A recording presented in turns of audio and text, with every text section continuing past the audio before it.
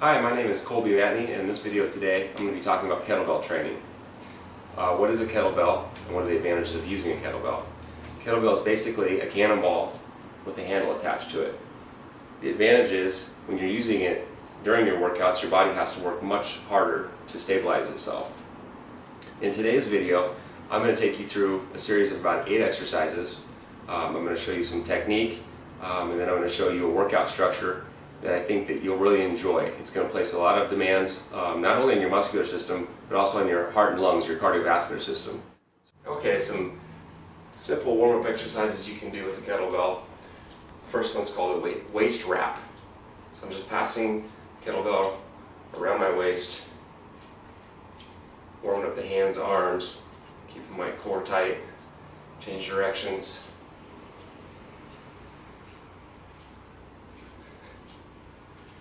Then I go into a figure 8 with a waist wrap. Start warming up the legs a little bit more.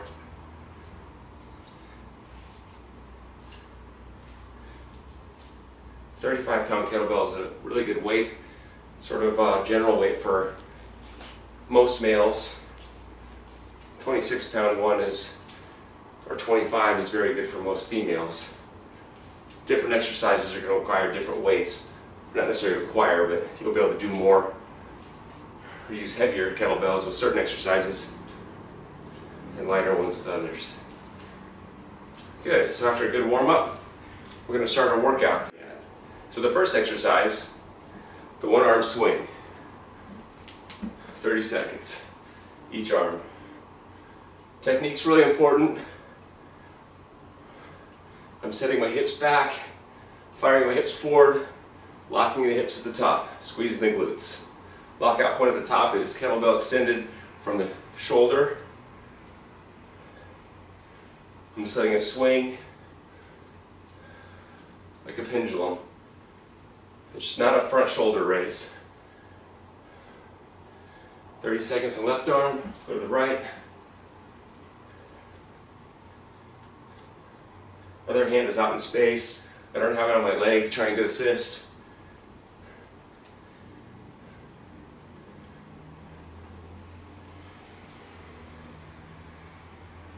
Your grip strength will improve using kettlebells. Good, that's about 30 seconds each side, so this would be a transition time into the next kettlebell exercise.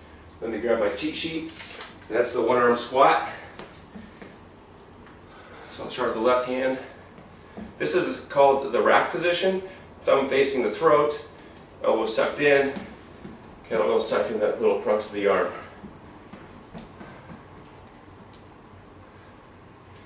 Again, the knees stay basically where they're at. Keep your heels down, press up through the heels.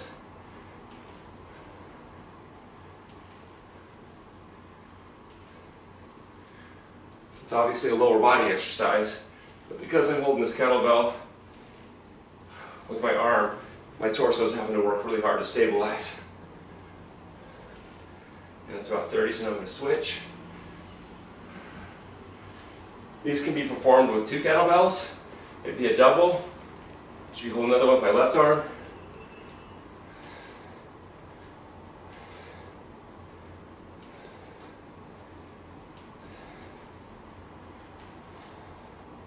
And it's about 30 there.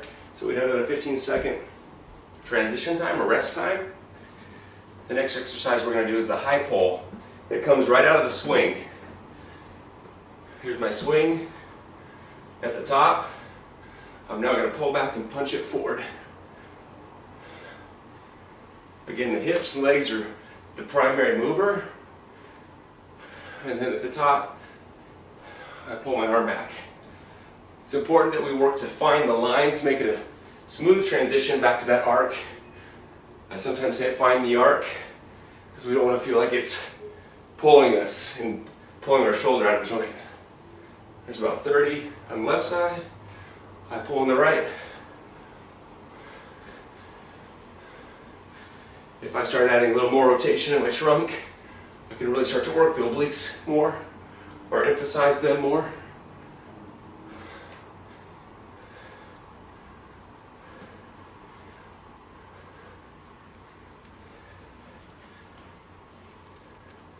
Yeah, that's about 30 with the right. The fourth exercise is the reverse kettlebell lunge. And I call this one a crush because we're going to hold the kettlebell upside down, squeeze it like I'm crushing it, and then start reverse lunges, alternating. I'm cautiously thinking about squeezing the sky to engage my chest and arms and shoulders.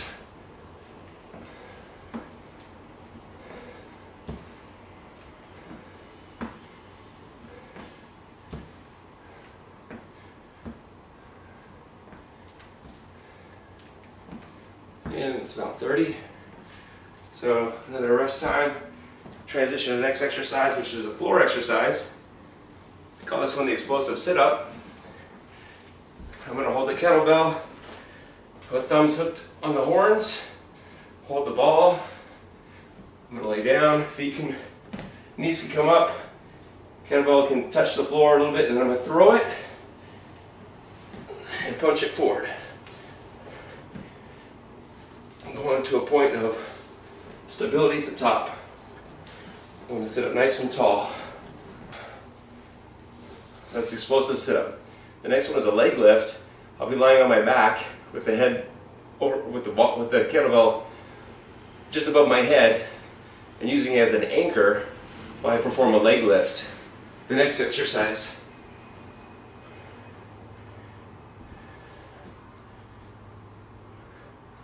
Think about punching the feet straight to the ceiling once your legs are perpendicular to the floor. Get your tailbone off the floor a couple inches.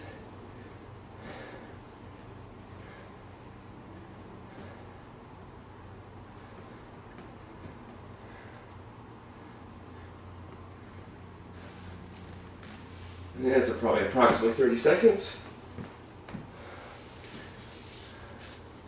The next exercise is a seated press. I'm going to sit up nice and tall in the rack position and drive up out of it. You must keep your abs really tight with this exercise. Shoulder finishes by the ear.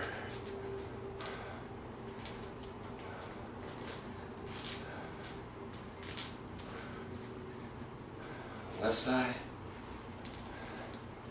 And this is one that, for me, 35 pounds overhead, starts to become pretty challenging pretty quickly.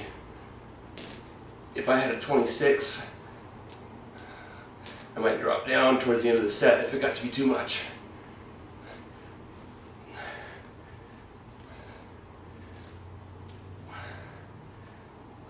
So there's a seated press. And the last exercise is back on our feet. Go ahead. And I call it the continuous hike and catch. So to come through our legs, hand off.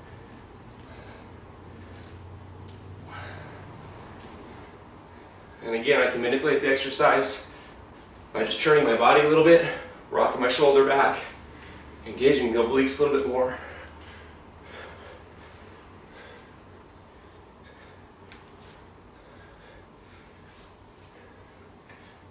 There, and that's 8 exercises. It's 30 seconds on for each one. The one arm swings, the high pull, those exercises obviously 30 seconds to each side. That whole time, that work time was 5.5 minutes. There's 15 seconds between each work exercise. It'll probably take almost 8 minutes to complete a circuit.